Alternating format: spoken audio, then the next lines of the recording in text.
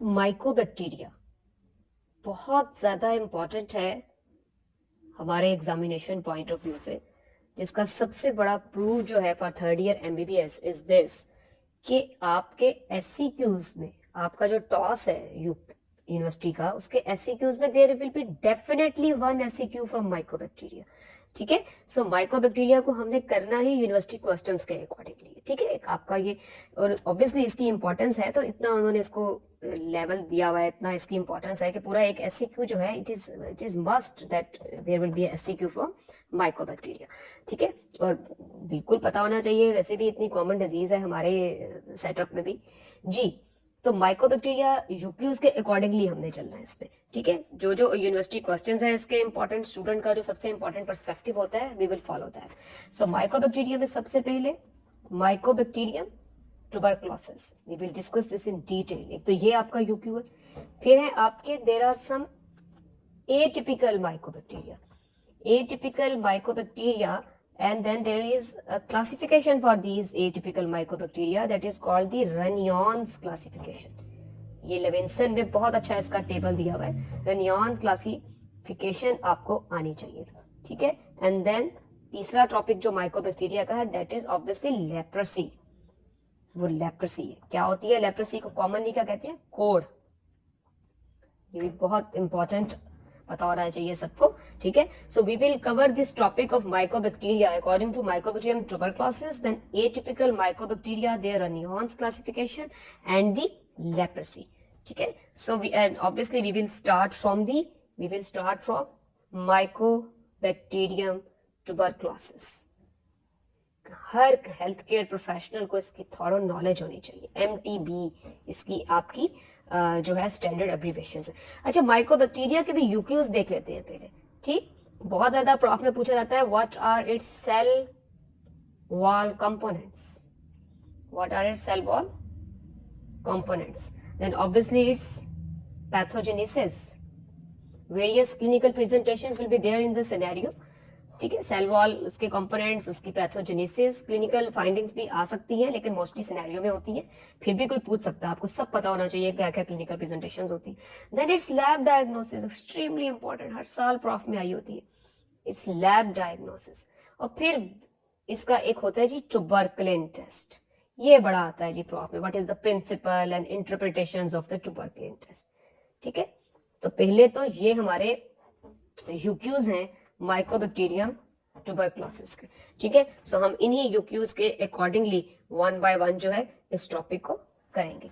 So the most important cell wall components, ये अब तक हम सबको पता है that the mycobacterium tuberculosis its cell wall is ये वैसे ना अगर आप बहुत ज्यादा डिटेल में अगर जाना चाहें तो साइंटिस्ट कहते हैं कि बेसिकली ये ग्राम पॉजिटिव जैसी सेल वॉल होती है, but outside the cell wall there is a, अगर ये है हमारी सेल वॉल, तो outside the cell wall there is a thick layer of mycolic acids. ठीक है, ये वैक्सीज हैं बहुत इंपॉर्टेंट इसके स्ट्रक्चर में, collectively they are called the mycolic acids and they are basically one of the most important virulence factors.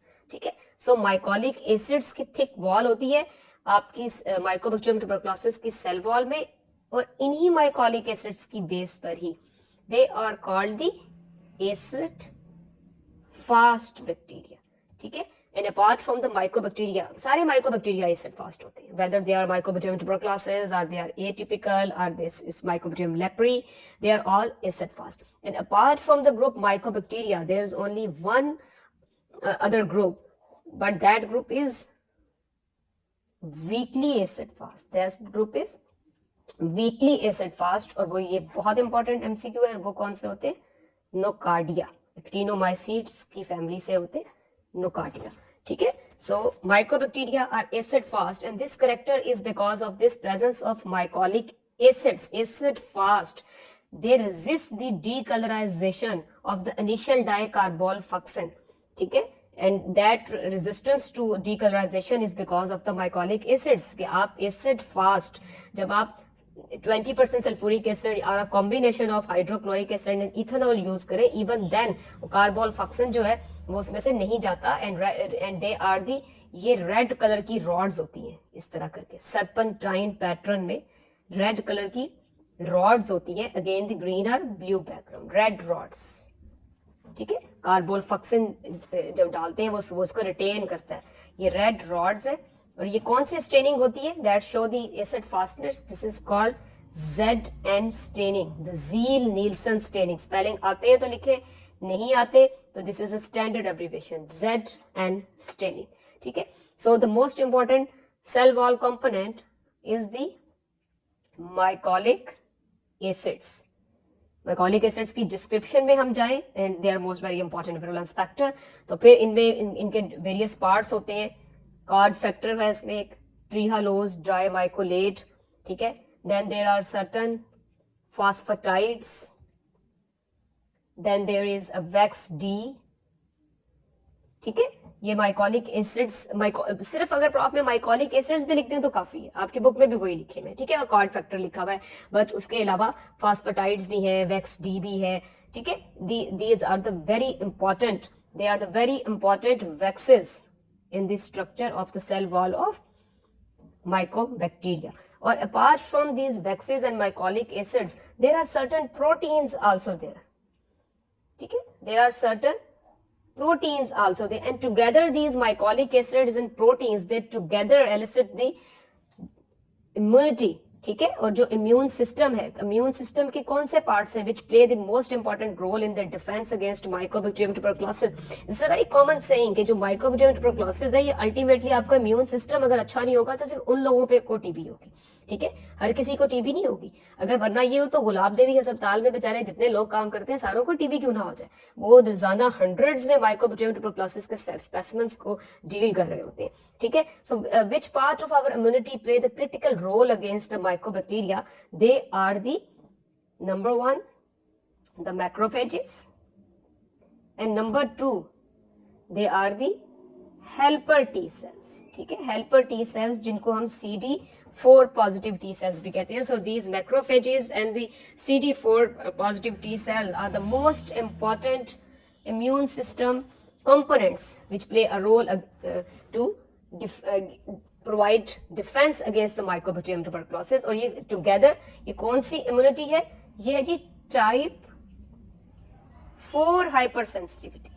And type 4 hypersensitivity हमें सबको पता है कि ये होती है सेल मीडिएटेड हाइपर सेंसिटिविटी, ठीक है। जो 1, 2 और 3 होती हैं they are antibody mediated, but the fourth one is cell mediated hyper sensitivity.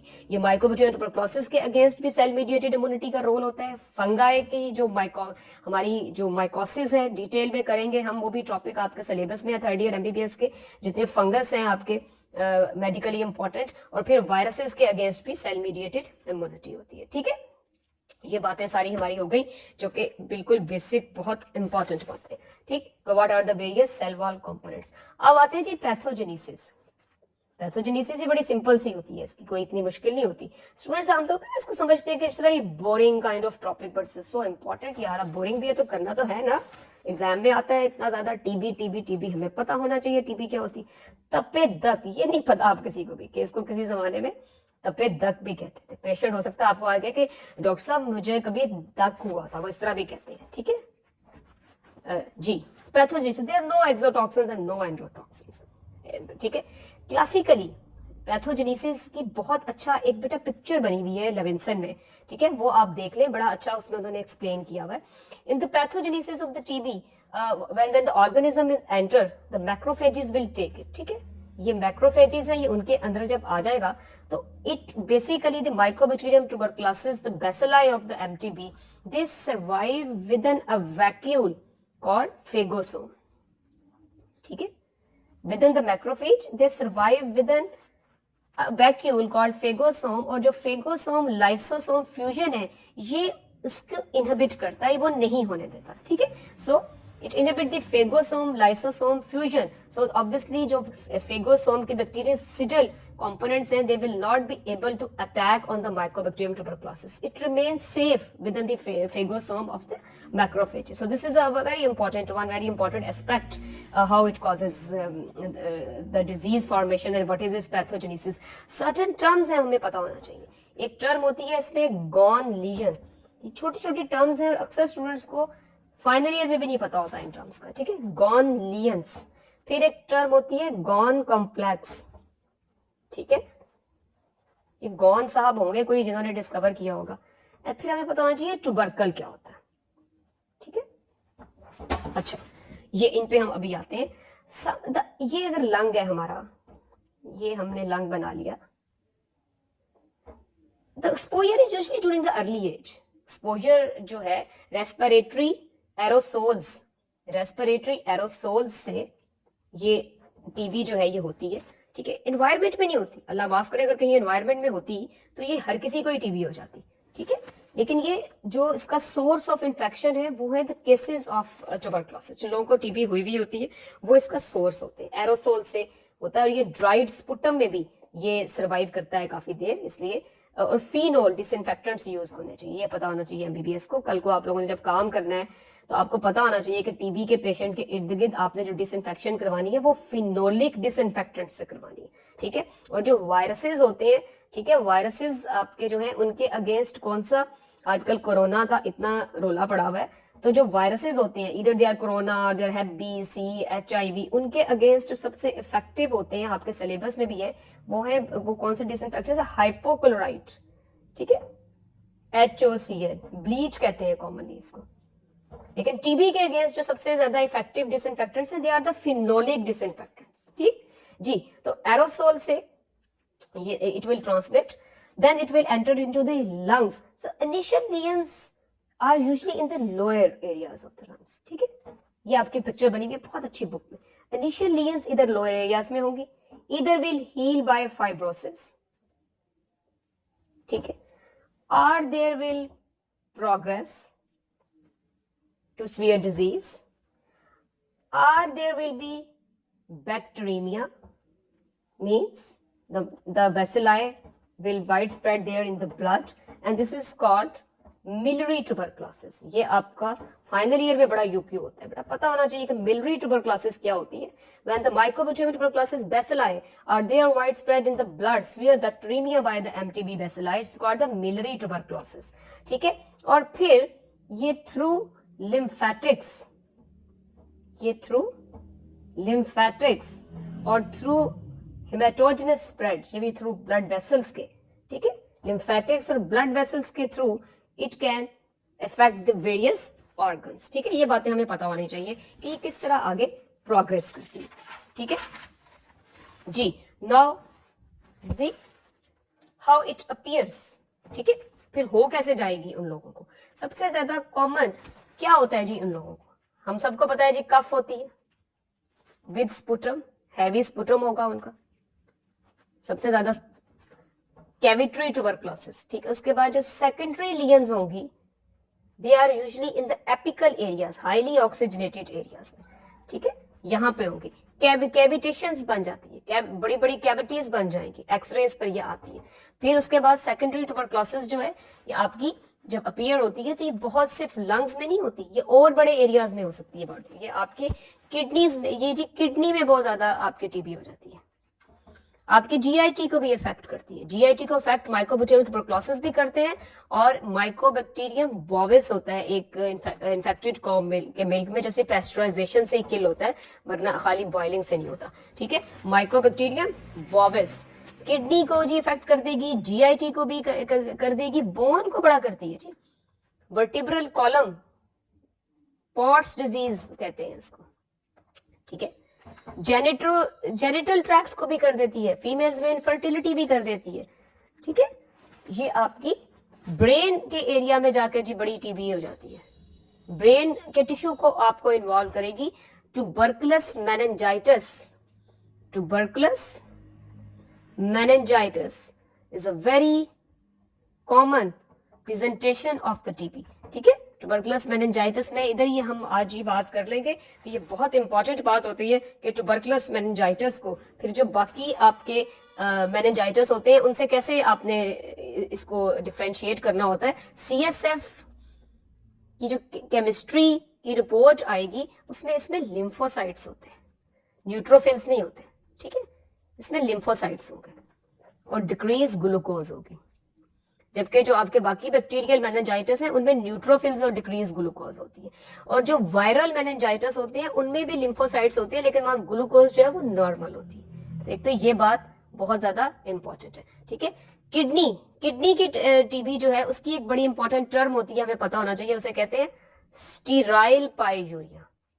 क्या मतलब है स्टेराइल पाईयूरिया का? ये टर्म बहुत ज्यादा बेटे प्रॉफ में पूछी जाती है, फाइनल ईयर तक ये आपको पता होना चाहिए कि स्टेराइल पाईयूरिया क्या होता है। स्टेराइल पाईयूरिया है कि जी यूरिन में बहुत ज्यादा पस सेल्स आ रहे हैं, तो आप डिसयूरिया हीमोचूरिया होगा, तो आप किस पे लगाएंगी लैब जो है वो रूटीन में ब्लड एगर और मेकॉनकीज एगार पे। तो ऑब्वियसली इसने ब्लड एगर मेकॉनकीज एगार पे तो ग्रो नहीं करना, ठीक है। सो इसलिए इसको जो है that's why this term is called sterile pyuria, that the bacteria is not growing on the ordinary culture media. Obviously वो तो स्पेशलाइज्ड जो उसका एलजे है उसी के ऊपर ही ग्रो करेगा ना, ठीक है। हाँ जी, चले। तो अब ये इसमें कफ होती है, स्पुटम होता है, वेट लॉस होता है, वेट लॉस होता है, नाइट स्वेट्स होते हैं, ठीक है। मरीज कहेगा जी और बुखार बड़ा लंबा होता है, लो ग्रेड फीवर होता है जी, और काफी अरसे से होता है। लो ग्रेड फीवर होगा जो काफी अरसे से उसका लो ग्रेड फीवर जो है वो चल रहा होगा। मरीज कहेगा जी मुझे हल्का हल्का बुखार है जी बड़े अरसे से, मेरा वजन भी गिर रहा है, मुझे रात को पसीना भी आता है, ठीक है, मुझे खांसी भी है, उसमें बलगम भी आ रही है, तो आप सस्पेक्ट करोगे कि यार इसको कहीं टीबी तो नहीं है। और अगर वो और बॉडी के ऑर्गन्स को उसने इफेक्ट किया हुआ है तो फिर आपकी kidneys, GIT, bone, Pott's disease, tuberculous meningitis, ठीक है, और स्टेराइल पाईयूरिया, इन सब कंडीशंस के साथ भी जो पेशेंट है वो प्रेजेंट कर सकता है। स्क्रोफला एक आपकी बड़ी टर्म है बुक में, स्क्रोफला, सर्वाइकल एडिनाइटिस, ठीक है, लिम्फ एडिनाइटिस, आपके जो सर्वाइकल एरिया के लिम्फ नोड्स हैं वो आपके वहां पे लिम्फ नोड्स जो एनलार्ज हो जाएंगे, दिस कंडीशन इज कॉल्ड स्क्रोफला। ये एक एटिपिकल माइकोबैक्टीरिया होता है, स्क्रोफुलेशियम, उससे भी हो जाता है। अच्छा, cold abscesses, I don't know Levinson में क्यों नहीं लिखा हुआ, लेकिन ये फाइनल ईयर में बहुत होता है। कोल्ड एब्सेस बहुत बन जाते हैं, माइकोबैक्टीरियम ट्यूबरकुलोसिस के पेशेंट्स प्रेजेंट करते हैं। These are the abscesses pus containing but there will be no signs of acute inflammation, तो इसलिए उनको कोल्ड एब्सेस कहते हैं, ठीक है। ये भी टीबी से रिलेटेड बहुत इंपॉर्टेंट होता है, ठीक है। सो अब आते हैं हम इन लियंस की तरफ, इन चीजों की तरफ अब हम आते हैं, ये जिनके हमने नाम लिए थे कि इन द पैथोजेनेसिस के गॉन लीजन क्या है, या गॉन फोकस भी कहते हैं इसको। गॉन फोकस, गॉन लीजन क्या है? It is the initial, the very initial exudative lesion, the very initial exudative lesion that the mycobacterium tuberculosis it causes usually in the lungs, it is called the gone focus and it is usually the acute inflammatory reaction. ये बहुत important बात पता होनी चाहिए। The exudative lesions, gone focus and the gone lesions, they are the initial acute inflammatory lesions in the lungs. Gone complex क्या है फिर, ठीक है। The tuberculous inflammatory lesions now plus associated lymph nodes, when there will be involvements of lymph nodes along with the lesions of the tuberculosis, then it is called the gone complex. Tubercles क्या होते हैं ये भी बड़ा पूछते हैं final year में। Tubercles are just the small granulomas, ये तो पता ही है ना हम सबको। इन्फ्लेमेशन का चैप्टर इतना इंपॉर्टेंट, इतना बड़ा यूक्यू, ग्रेनुलोमा, ग्रेनुलोमा क्या होता है जी? ग्रेनुलोमा के बीच में आपके केजियस नेक्रोसिस होती है, ठीक है, उसके इर्द गिर्द आपके ये draw and label a granuloma, SCQs में आता है बेटा, बीडीएस एमबीबीएस दोनों को। और इधर इसके यहाँ पे ये लैंग है, लैंगर है नहीं, प्रॉफ में लैंगर है लिखती है इसको, आधे ज्यादा पंजाब ने इसको लैंगर है लिखा होता है, लैंग है, they are the Langhans giant cells, ठीक है। फिर इसमें एपिथेलियोइड सेल्स होते हैं, एपिथेलियल सेल्स लिखते हैं इसको भी बच्चे, पता नहीं क्यों, ये टर्म्स आपको पता होने चाहिए। एपिथेलियोइड सेल्स होते हैं, लैंगहैन जॉइंट सेल्स होते हैं, और बीच में सेंटर में केजियस नेक्रोसिस होती है, ठीक है। Initially there will be exudative lesions and later on there will be granulomatous inflammation and there will be granulomas in the lungs and the lymph nodes in the various parts of the body. There will be formation of the granulomas. So tubercle क्या है? कुछ भी नहीं, tubercles are the granulomas which are surrounded by a fibrous tissue. ये definition आपको आनी चाहिए, ठीक है। tubercles are the granulomas surrounded by fibrous tissue. ये tubercle जो है it can erode a bronchus. अगर ये lungs में है तो they can erode a bronchus and then the disease tuberculosis can spread then through, आपकी जो स्प्रेड कैसे होती है, थ्रू ब्लड वेसल्स स्प्रेड करेगी, ब्लड के थ्रू स्प्रेड करेगी, और tubercles can arrowed into the bronchus, उसके थ्रू ये स्प्रेड कर सकती है। ठीक है, तो ये हमने इसके अभी तक काफी यूक्यू जो है वो हमने कर ली है, पैथोजेनेसिस डिस्कस कर ली है, डेफिनेशंस डिस्कस कर ली है, सेल वॉल कंपोनेंट्स हमने डिस्कस कर लिए। ठीक है जी, और हमने जी इसकी क्लिनिकल प्रेजेंटेशंस बहुत सारी डिस्कस कर लिए कि कैसे कैसे कैसे ये आपका आ जाएगा। स्टेराइल पाइजूरिया जो है, ये हमने स्टेराइल पाइजूरिया भी हमने जो है वो डिस्कस कर लिया है। ठीक है जी, अब आते हैं जी हम इस चीज पर कि ट्यूबरकुलिन टेस्ट क्या है। ठीक है, ट्यूबरकुलिन टेस्ट क्या है, ये बहुत ज्यादा आज भी हमारे सेटअप्स में, ठीक है, हमारे सेटअप्स में ट्यूबरकुलिन टेस्ट बहुत किया जाता है। ठीक है, इसको मेंटॉक्स टेस्ट भी कहते हैं, ये नाम था जिसका किसी का जिसने इसको किया होगा, मेंटॉक्स टेस्ट भी कहते हैं। जो प्रोटीन्स, ये शुरू में हमने बात की थी ना, ये बिल्कुल शुरू में हमने बात की थी कि इसमें माइकोलिक एसिड्स भी हैं एंड देन इसमें प्रोटीन्स भी हैं, वैक्सीज भी हैं और प्रोटीन्स भी हैं। तो प्रोटीन्स जो है सेल वॉल में, तो purified protein derivatives, PPD, purified protein derivatives from the cell wall of the Mycobacterium tuberculosis, they are used for the tuberculin test. 0.1 mil और उसे कहते हैं 5 tuberculin units।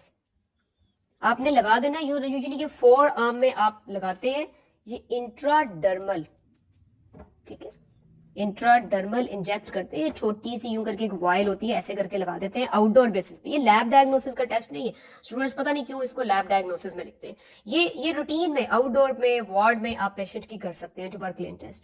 ठीक है, फिर आपने चेक क्या करना है, 48 आवर्स के बाद आपने चेक करनी है वहां पे induration, Vernier callipers. Induration is the thickness. ठीक है, डोज हो गई, प्रोसीजर हो गया, बेसिस, ये बहुत पूछा जाता है प्रॉफ में, what is the basis of tuberculin test और what is the principle of tuberculin test. Is principle is type 4 hypersensitivity reaction, the cell mediated immune response. This will lead to these indurations and these reactions. Cell mediated immunity जो है आपकी, ये उसकी base पे है सब कुछ। ठीक है, आपकी क्या मेजरमेंट्स आएंगी, 3 मेजरमेंट्स आएंगी, 15 मिलीमीटर, ये 3 इंपॉर्टेंट है, और 5 मिलीमीटर। अच्छा, तीनों पॉजिटिव है, ये बड़ी इंपॉर्टेंट बात है, स्टूडेंट्स को ये नहीं पता चलता, ट्यूबरकुलिन रिएक्शन लिखना नहीं आता बच्चों को प्रॉफ पे, और इतना इंपॉर्टेंट व्यू क्यों है। The 15 millimetre induration, 10 millimetre, 5 millimetre है तीनों positive, but in various different categories. We will consider the 15 millimetre as positive when the patient has no risk factor. The 10 millimeter is positive with patients with risk factors, आपके IV drug abusers, homeless या contacts, people working there in the TB wards। और 5 millimeter हम positive लेंगे in the patient of AIDS, क्योंकि AIDS क्या है, HIV से होती है ना। AIDS is basically the HIV, it causes the CD4 cells drastically to decrease in number। इसमें CD4 सेल्स पहले ही बहुत कम है, तो अब खुद ही आप इस बात को अंडरस्टैंड करेंगे, the CD4 cells will be very less in number। तो cell mediated immune response is all depends on the T helper CD4 positive cells, तो उनमें हैं ही बहुत थोड़े से, तो इवन 5 मिलीमीटर भी हम पॉजिटिव ले लेंगे, but 5 millimetre will consider negative in the people who have no risk factors or with few risk factors. It will be considered negative in them, but it will be considered positive in the patients of AIDS। ठीक है, अच्छा, फिर इसकी vaccine होती है, एक vaccine कौन सी होती है, BCG, ये माइकोबैक्टीरियम बोविस जो होता है, बैसिलस कैलमेट ग्वारन। ठीक है, ये 0 डे पे लगती है, मतलब जिस दिन हम पैदा होते हैं ना, ठीक है, 0 डे पे, जिस दिन हम पैदा होते हैं इसको 0 डे कहते हैं, वैसे अमूमन लोग, चले अगर आपने डे 1 भी कहना है तो आपकी मर्जी है। तो ये बिल्कुल पैदा होते ही हमारे सब कॉन्टिनेंट के कंट्रीज में, जहाँ पे टीबी आज ही बड़ी कॉमन है, इंडिया पाकिस्तान में, तो यहाँ पे पैदा होते ही जो आपके इधर बाजुओं पे जो निशान है ना आप लोगों के, वो BCG की वैक्सीन के होते हैं, स्मॉल पॉक्स के नहीं होते। स्मॉल पॉक्स इरेडिकेट हो गई थी 1977 में। सो 1977 से जो पहले पैदा हुए हैं ना, या 1977 में पैदा हुए, मेरे जैसे इधर में पैदा हुई और इधर देखें दुनिया से स्मॉल पॉक्स खत्म हो गई। ठीक है, मेरे पैदा होने से दुनिया में कोई तो बड़ा काम हुआ ना। तो 1977 और उससे पहले के लोगों के वो बाजुओं पे स्मॉल पॉक्स की वैक्सीनेशन के भी निशान है।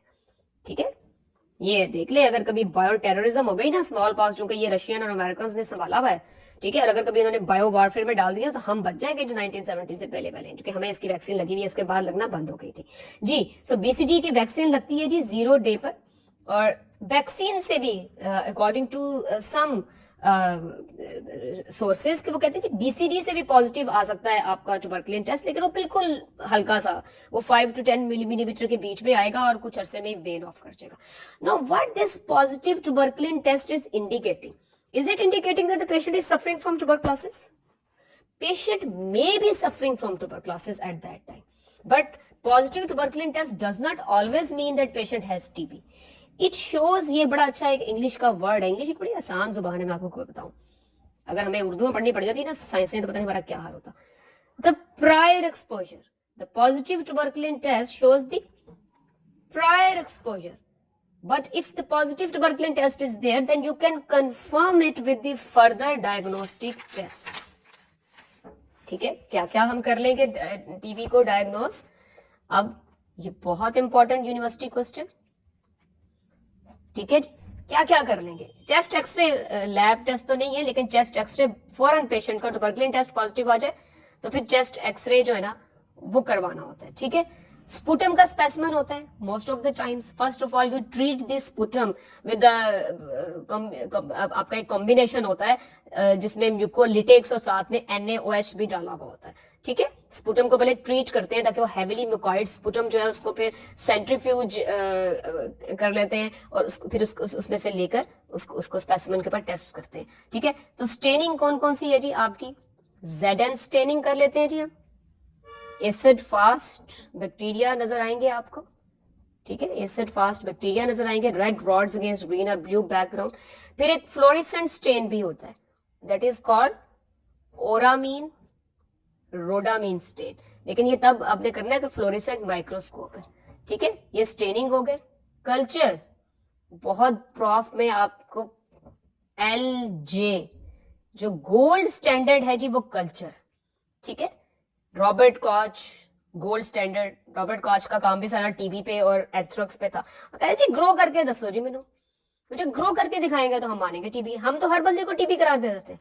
हमारे सेटअप्स में जरा कोई कहे तो सही जी कि मुझे लो ग्रेड फीवर है, थोड़ा वेट लॉस है, उसको पकड़ के ATT पे डाल देते हैं। ATT आपकी बड़ी हैवी है, ATT anti tuberculous treatment 9 months का ट्रीटमेंट है, बड़ा लंबा। आइसोनाइजिड, रिफेम्पिन, इथेम्ब्यूटॉल, पायराजीनामाइड, और अब ये है फर्स्ट लाइन ड्रग्स सारी, फिर अब सेकंड लाइन और थर्ड लाइन भी आगे में है। बड़ी हैवी एंटीबायोटिक्स है, बड़े बड़े एडवर्स इफेक्ट्स हैं इनके। पता लगे जी इसको टीबी थी नहीं, आपने डाल दी। सो WHO कहती है जी गोल्ड स्टैंडर्ड है। गोल्ड स्टैंडर्ड क्या है? कल्चर करें, LJ पे कल्चर करें the Lowenstein Jensen, but the colonies will appear after 6 to 8 weeks। ये बड़ा ड्रॉबैक है LJ का। सो WHO तो कहते हैं जी वो आप पूरा उसकी ड्रग सेंसिटिविटी के साथ बताएं कि क्या है उसकी, इसको टीबी है अगर प्रूव करें, and also give the drug sensitivity reactions. So LJ till date is very effective. LJ के अलावा एक और मॉडर्न इसका एक सॉलिड कल्चर मीडिया होता है, प्रॉफ में बहुत आता है कि write down the names of the 2 solid media. The second one is Middlebrook culture media, the LJ culture media, and then we have the Middlebrook culture media, ये भी solid ही होता है। But now we have the fast track methods. The fast track methods for the culture are the Bactec। Bactec एक company है, ठीक है, the Bactec culture media। ये Bactec culture media के ऊपर ना 6 to 10 days में आपकी ग्रोथ आ जाती है और ड्रग सेंसिटिविटी आ जाती है, ठीक है। तो Bactec के रेडियोमीट्रिक मेथड्स हैं, और बैक्टेक का ही फिर एक MGIT होता है, माइकोबैक्टीरियम ग्रोथ इंडिकेटर ट्यूब। ये इनमें दोनों में 6 to 10 days में ग्रोथ आ जाती है, ठीक है, और फिर ड्रग सेंसिटिविटी भी साथ ही हो जाती है। Then there are certain other methods, NAAT nucleic acid amplification test, IGRA interferon gamma release assay, ठीक है। फिर ऑब्वियसली PCR आजकल आया हुआ है बहुत ज्यादा, और आइसोनाइजिड एंड रिफेम्पिन के अगेंस्ट देखना, इसकी सेंसिटिविटी बहुत इंपॉर्टेंट होती है, ठीक है। फिर एक बुक्स में आपको बड़ा लिखा हुआ है जी ल्यूसीफ्रेज certain nucleic acid amplification tests. So these are the various lab diagnostic tests. दो definitions बहुत बहुत बहुत important है, प्रॉफ में बहुत ज्यादा आती हैं. एक है जी what is MDR-TB और दूसरी है what is XDR-TB. A strain of Mycobacterium tuberculosis that is resistant to both isoniazid and rifampin is called MDR-TB. अब यहीं से आप देख लें कि अगर ड्रग सेंसिटिविटी हमने वक्त पर नहीं कराई, ठीक है, आपको बस क्लिनिकल फाइंडिंग से लगा कि टीबी है और आपने डाल दिया उस बेचारे को इस 4 ड्रग्स रजीम पे, और वो तो रेजिस्टेंट था आइसोनाइजिड और रिफेम्पिन पे. अब वो खाया जाएगा और वो ट्रीटमेंट उसको बेचारे का कोई हो नहीं रहा. Acid fast bacilli when they are present on the ZN staining, these patients are called smear positive patients. They can spread the tuberculosis to others. Smear should be negative during the 2-3 months of the treatment, लेकिन चलता 9 months तक है ताकि cavitary tuberculosis खत्म हो. So that's why it's very important to do the drug sensitivity as early as possible, and that is only used if possible by these Bactic methods or by these PCRs. LG पे भी हो जाती है, मतलब चलो देर सही करें तो सही, ठीक है, 6 to 8 वीक्स में ही पता लग जाए. नहीं है इतनी रिसोर्सफुल लैब हमारी, तो आप LJ के ऊपर तो लगाए ना, लॉवेंस्टन जेनसन के ऊपर, मिडलब्रुक के ऊपर. सो MDR-TB is caused by strain of Mycobacterium tuberculosis that is resistant to both isoniazid and rifampin. दोनों को resistant है, ठीक है. XDR बहुत बुरा हाल. Now XDR-TB, those strains which are resistant to both isoniazid and rifampin, plus they are resistant to one of the quinolones. Second line drugs में quinolones बहुत important होती है. Ufloxacin, ciprofloxacin, moxifloxacin, getifloxacin. Plus it is also resistant to one of the injectables. ये कौन सी है? Amikacin और kanamycin, ठीक है. पुराने जमानों में स्ट्रेप्टोमाइसिन भी होती थी फर्स्ट लाइन ड्रग, ठीक है, स्ट्रेप्टोमाइसिन. 1948 में आई थिंक सो ये बनी है सबसे पहले, मतलब टीबी का सबसे पहला इलाज ही 1948 में आया. सोचे उससे पहले इसीलिए टीबी दुनिया में बहुत ज्यादा होती थी. Called an era of white death, ठीक है. पेशेंट बिल्कुल बेचारा अनीमिक हो, कहते कमजोर से लोग, पतले से बेचारे, उनको टीबी होती थी. अंग्रेज जब हिंदुस्तान में आए हैं तो सबसे पहले उन्होंने टीबी सैनिटोरियम्स बनाए थे, ठीक है. वो कहते थे कि पुअर हाउसिंग, पुअर न्यूट्रिशन, इससे होती है ये टीबी. तो इलाज तो कोई था नहीं, एंटीबायोटिक थी नहीं. वो तो जाके 1940s में, 1940 में आई थिंक 1940 में स्ट्रेप्टोमाइसिन जो है ना वो आई थी. 1940 में कहीं जाके ये बनी है सबसे पहली जो एंटी टीबी ड्रग्स जो आई हैं दुनिया में. तो उससे पहले वो अंग्रेजों ने आते ही हिंदुस्तान में सैनिटोरियम बनाए थे. वो डलहौजी में और मरी में, वहां पर टीबी सैनिटोरियम में भेज देते थे कि वहाँ खुली आबो हवा होती थी, ताजा आबो हवा, मरीज को अच्छी खुराक दी जाती थी. तो कहते थे अच्छा जी चलो शायद बच ही जाए, ठीक है. तो कायदे आजम को टीबी थी, हम सबको पता है. फिर नेहरू की जो वाइफ थी, जो इंदिरा गांधी की वालदा थी, उनको टीबी थी, उनको भी सैनिटोरियम में भेजा गया था, ठीक है. These are the historical perspectives जो है वो टीबी के, ठीक है. So these are the definitions of MDR and XDR-TB. ये सबको पता होना चाहिए. XDR इज अ स्ट्रेन ऑफ TB, Mycobacterium tuberculosis, that is resistant to both isoniazid and rifampin plus quinolones plus one of the injectables, that is amikacin and kanamycin. And MDR-TB are the strains that are resistant to both isoniazid and rifampin. ठीक, इतनी TB तो हमें कम से कम आनी चाहिए.